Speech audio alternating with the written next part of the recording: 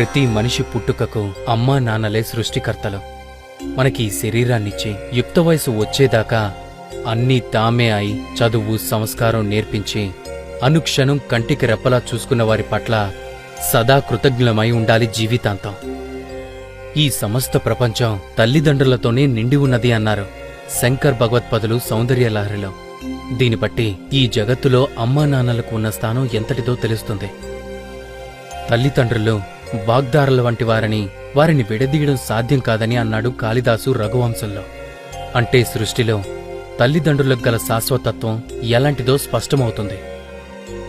ఇక సకల సాహిత్యాలు తల్లిదండ్రుల ఉనికిని అత్యున్నత స్థానంలో నిలుపుతుంటే అలాంటి ప్రత్యక్ష దైవాలకు నేటి బిడ్డలు కనీస కృతజ్ఞతనైనా